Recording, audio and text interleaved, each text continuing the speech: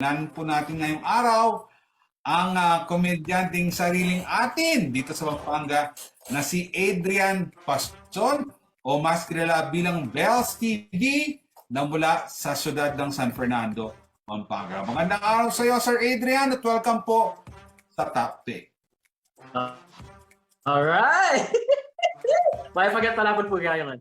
Okay. Sir, katulad po ng aming mga nagdang bisita sa ating programa, binibigyan ko ho sila ng pagkakataon na batiin, i-shout out lahat ng gusto nilang batiin, mga kamag-anak, kaibigan, mga followers. Hindi ko lang alam kung yung 2 million followers mo, yung mababanggit mo isa-isa.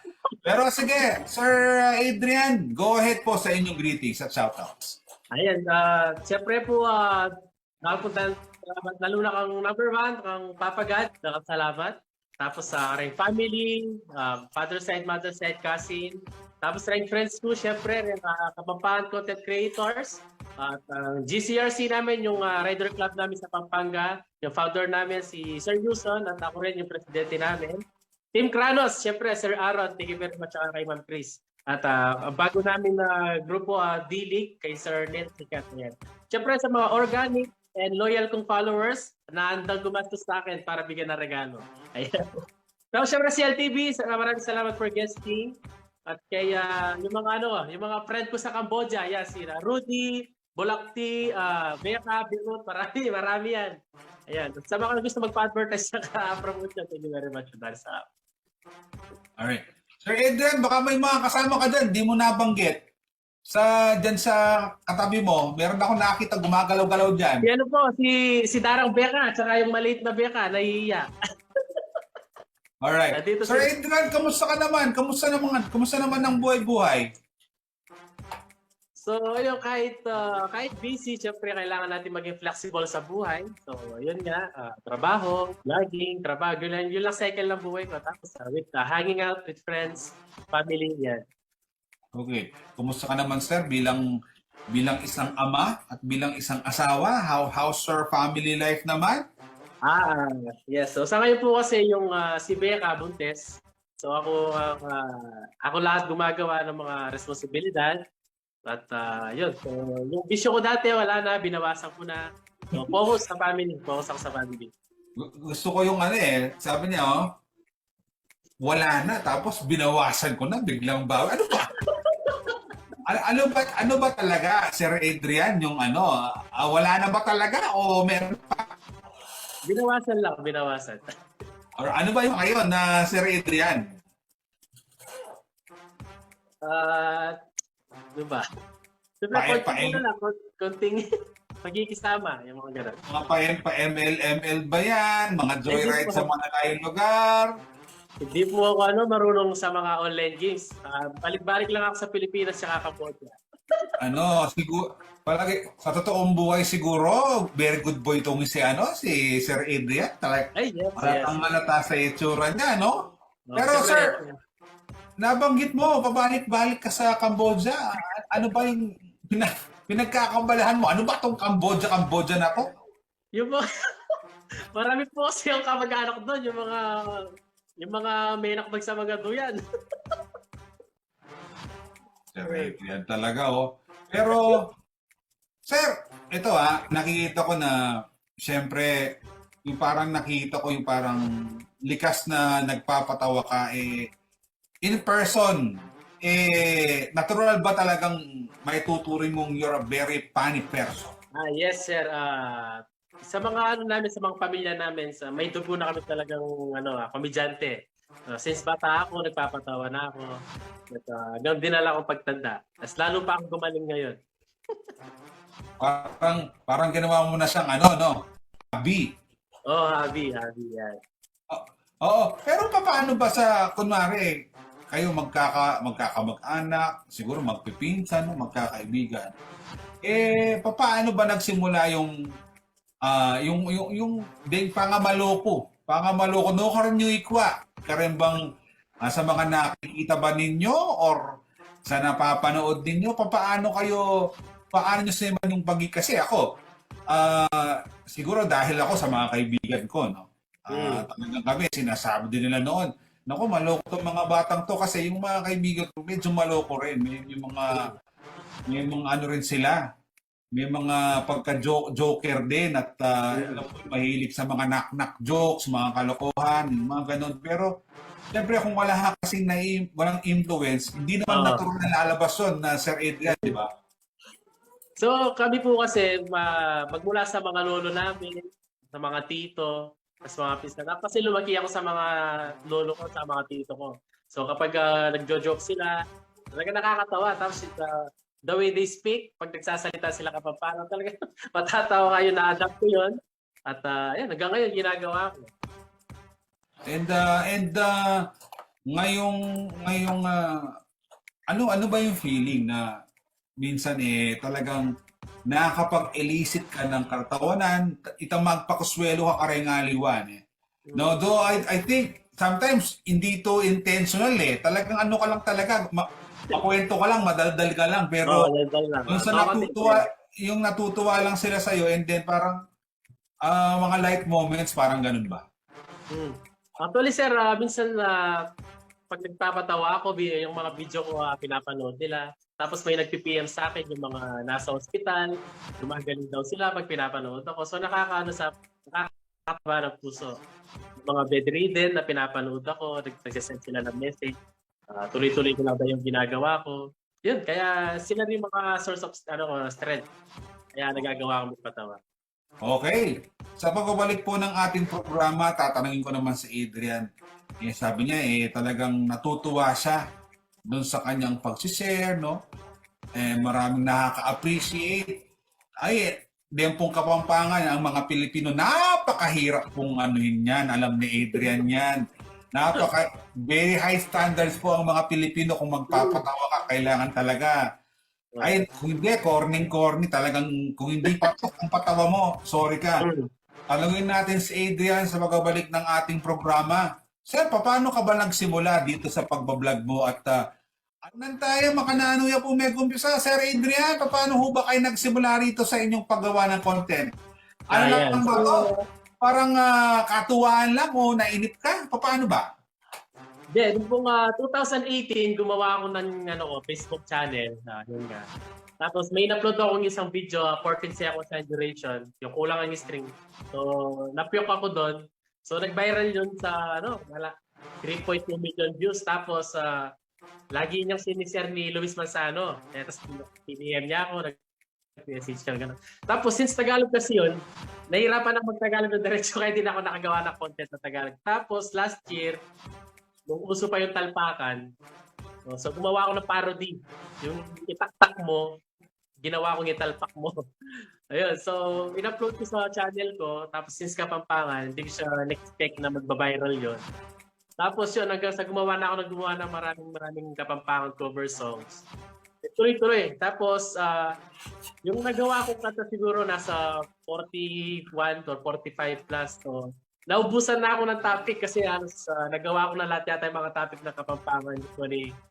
Tapos, nag-ship akong konti sa pagbo-voiceover. Kaya napunta ako dito sa pagbo-voiceover. Question. Medyo ako nahihiwagaan ako, na-curious ako Adrian Passion. Tapos, ang pangalan mo doon sa paggawa ng content, Bells TV. Bakit Bells TV? Ang layo naman, Boss Adrian. Yung po kasing panganay namin na kapatid ko, nung bata ako, tinatawag ko laging Belok. Ganon. Tapos, yun, ginawa nilang Bells. Tinatawag ako Bells. Naisip ko tsaka hindi siya mahirap tandaan. Maliit na kasi siya. Bells TV, yun lang. Wala siya gaanong background. Okay, so talagang dahil belok lang, belok. Hindi bulok hindi amoy bulok. Belok lang, belok. Yes po. Pero alam mo ito million views dun sa mga naipopost mo nung mga nauna, na kumiyok ka pa noon And talagang patok na patok sa ating mga kabalin yung talagang pagkanta mo. Sir Adrian, yung totoo singer ka bang talaga? Kumakanta, sumasali rin before sa mga contest. Pero may mga pinsan ako na mas magaling pa sa akin. Kumakanta din sila, sumasali ako, nananalo sa mga contest. Pero sa pagkanta kasi, mas magaling ako sa kalokohan. Ako magaling. Pero kumakanta pa rin. Okay. Ang maganda doon, yung talagang talento mo, nagagamit mo, no? Yes, Ah, exactly. talagang katawanan, no? Talagang nagpapa-enjoy ka sa ating mga kababayan. Pero, minsan, paano ba siya ginagawa? Yung iba kasi may mga hugot minsan parang gusto nila tahimik para makagawa ng mga content o yung iba humihingi ng advice sa mga kaibigan para sa content. Ikaw ba paano mo ginagawa yung content mo? Pinag-uusapan pag inag-isip mong mabuti habang naliligo ka sa banyo pag may naiisip ka gusto mong isulat kaya naliligo ka paano ba nabubuo tong mga to? Yung mga cover songs ko before kasi, so yung mga ginagawa kong lyrics nun, true to life story po yun, nangyayari talaga sa buhay ng tao. So, sinusulat ko siya, tapos pinatutugtog-tugtog, tapos hanggang sa mabuo ko siya, ikakanta na lang. Yun. Kaya yung mga ginagawa ko pa, hindi ko sila memorize kasi on the spot ko siya ginagawa. Tapos yung iba, kinukuha ko sa mga comments ng mga followers ko, yung pag-related, humugot din sila, sinatama ko. Tapos sa pag-voice over naman kasi, pag nag-scroll ako sa cellphone kasi, tapos na-imagine ko na yung pwede ko sabihin. Yung nakaka-capture ko na. Yun to. Tapos binibigyan ko ng, syempre kapampangan tayo, hindi natin may masa magmura, expression natin, di ba? So, binibigyan ko ng konting, mura lang naman, yung mga light. Tapos yun lang, cycle lang, ikot-ikot. And pero Sir Adrian, alam mo sa buhay ng isang content creator hindi nawawala yung mga hindi natutuwa. Paano mo kine-carry yung mga nambabash naman? O nanpangawan mo tong yung mga paano mo kine-carry tong mga bashers? Yes. Sa akin kasi, kung marami akong bashers, sir, hindi ko na sila papatulan kasi marami. Since sa mga ginagawa kong video kasi, minsan, bago ko si post, papanoorin ko muna kung may mga foul. Kung para sa akin, wala naman, ipopost ko siya. Kasi sa 200 na comments, pag may isa lang yung basher, papatulan ko na. Pero in a nice way naman. In a nice way. Pero minsan kasi, naka-question din ako, bakit ako binabash ng taong to? Minsan minumura nila ako, napapamura din ako. Pero so far wala naman talaga gaanong bashes. Wala naman. So parang lang talaga, parang lang no? Parang biru-biruan lang, parang loko-lokohan lang din. Pero ang inaalala ko kasi doon, sir, paminsan kasi pag may bashers, yung ginagawa ko kasi, inaalis ko na lang, binaban ko sila sa page ko. Baka yung ibang followers ko kasi baka awayin nila, lalaki yung problema. So ginagawa ko, dinidelete ko na lang yun para lahat ng comment positive. Okay. Sir Adrian, ito sample nung mga gawa mo. Ito katulad nitong dingsiping mong bale mapamawal. Parang marami yung mga nakarelate dito. Parang isa lang yata yung kapitbahay nyo tsaka yung kantada ring Marites. So bakit napapanahon at trending yata itong nagagawa mong at napapatok pa? Dahil ba parang nakaka-relate yung mga yung kasing siping balea mapakilang kasi, marami akong tinirahan na bahay. Hindi lang dito sa amin sa San Fernando, tumira ako sa Mexico, sa Santa Ana, nag-apartment kami dun sa ibang bayan. So, wala akong ginisyon na pangalan kung sino sila. Pero nangyayari yan sa totoong buhay.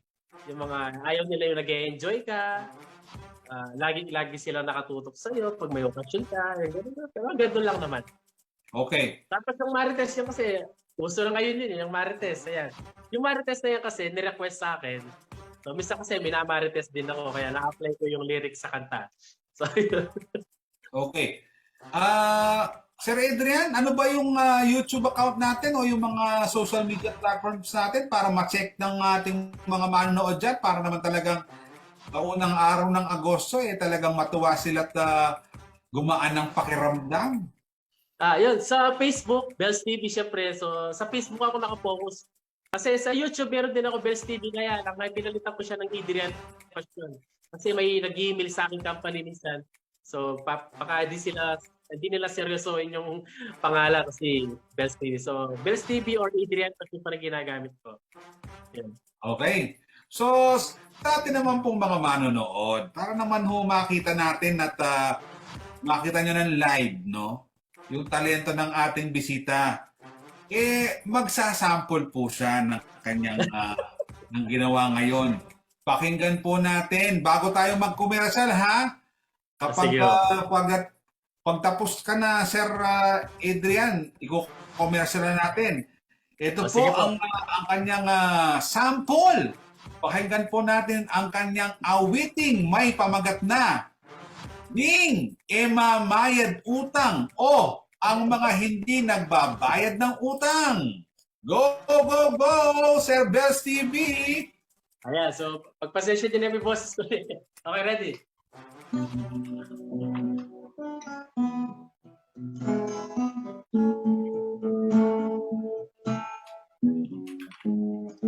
Wala ka sana pe para man nakang sakit singilan at naka rin sakit pantunan botang maldoning singilan pero uling maganak ako Feboren ko yung desisyon mo bantang mo milabas ka karing utang mo. May pa yan eh. Anyang misa napansinan ka. Ikit mo ko at sinalikot ka. Sinabi mo kasi mamayad na ka. Anya pekirapanan na ka. Pero uling makapal ka, ginamit mo ring pera ko. Bandang tauli, ako rugo, ing makalunod. Ing kapal ning lupa mo, sing kapal ning liso. Yang ano parandam ko, magmaklakan ka mo. Pero niyang mandam ka, ala ka man, tindam ka na.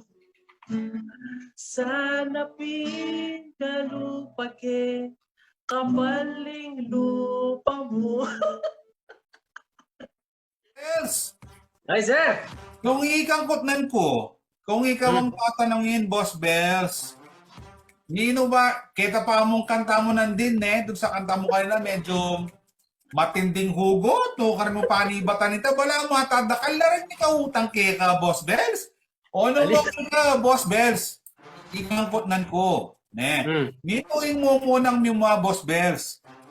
Ing migpautang, o ing menutang, keng oras na ning, pamanyingil, Boss Bells, nino? Ing malayari gito itong biya kasi ne. Ing sisingilan niyang mimimwa. Tabalo ko bakit ne? Yung paano ko bakit? Teutang lang niya, yung malutang niya, wala mo sisiyang may basa, makakalulos siya. Pero potas singilan me. Kulang lang laklakalan kang mabiya eh. Patay ako. Bala mo, ing kwento pin, ikaw pang marinin Oo, ikaw pang marine. Ikaw lang nagpautang, ikaw pang nahihiyang maningil kailangan mo na yung pera. Hindi ba ganun, Boss Bells, ang nangyayari? Oo. Lagi yun. So, ikaw, Boss Bells, doon sa pagkakarinig ko sa kanta mo kanina, anong may papayo mo sa mga nagpautang at sa mga nangutang? Napakasimple lang kasi umutang ka, dapat bayaran mo, ganun lang. Ngayon, ang mangyayari, kung may nangungutang sa'yo, huwag mo na pautangin, bigyan mo na lang. Thank you na lang. Oo, bigyan mo na lang. Wala ka naman sigurong pinaghuhugutan dito nung sinulat mo yung kanta kaninang narinig namin. Wala naman po kasi di naman ako nangungutang. Ayun. Kaya pala hindi masyadong ramdam ni Boss Bells itong kanta niya kanina. Talagang katuwaan talaga. No. Pero Boss Bells, ang tanong ko parang Marami ang natutuwa sa iyo, no? Katulad nung guest natin noong nakaraang linggo, sina Apong Saring, Yes, yes, yes. Idol ko yun. no? May mga natutuwa pa rin at nagpapadala sa iyo parang pasalamat dahil natutuwa sila. May mga ganun bang kwento? Kasi since ako kasi before, hindi ko kino-consider yung sarili ko as a vlogger. So, kasi yung una, di pa ako nakakatulong, wala pa akong charity.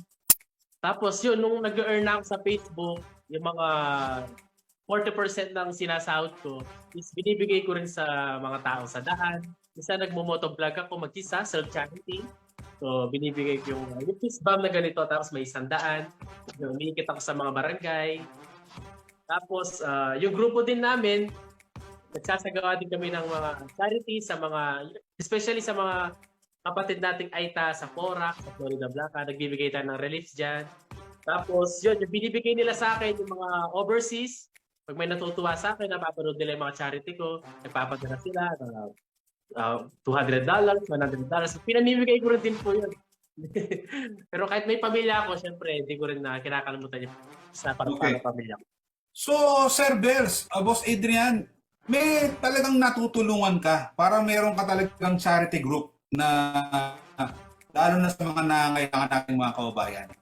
Yes po, kasi dati kasi nung nag-umpisa pa lang ako, pag sinasabi kong vlogger ako, nagtataasa sila ng kilay kasi parang siyempre parang hindi sila masaya sa nakamit ko.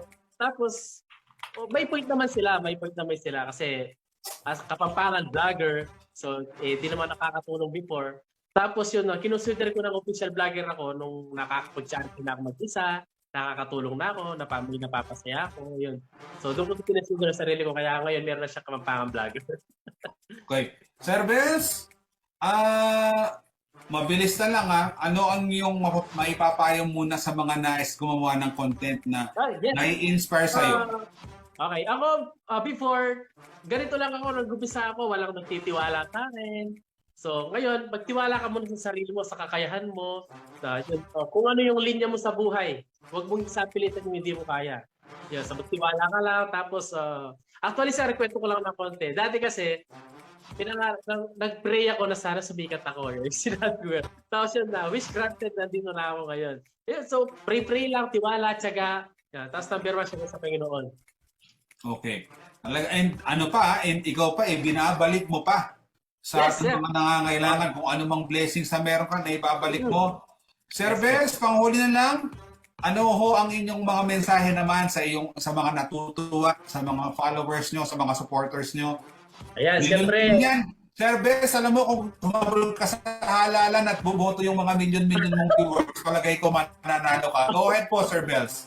Ayan. So, siyempre una kay Papa God, thank you sa family ko, sa mga cousins, sa mga friends, sa mga loyalty ng followers ko, organic. Ay, shoutout nga pala sa kapatid ko, si Charmaine Layog na nasa Canada, at sa mga anak niya, si Ora Briel. Siyempre sa anak ko, si Little Becca, Andrea Carly Passion, at kay Becca na rin nandito, ayaw magpakita. Daniela Castro Passion, yung kasama ko, ayan, sa mga kaibigan ko. At siyempre sa CLTV for guesting me, and maraming salamat po. Sana di kayo magsawa. Ayan. Okay. Hopefully next time makaulit kami at kasama mo na nun si Ma'am Daniela. More power po sa inyo, Sir Adrian, at sana'y marami pa ho kayong mapasaya. Dakala pa po rin Mikaswelo ka rin gagawan yung content. Oras po para magpaalam. Maraming salamat po sa inyong pagsubaybay sa ating programa.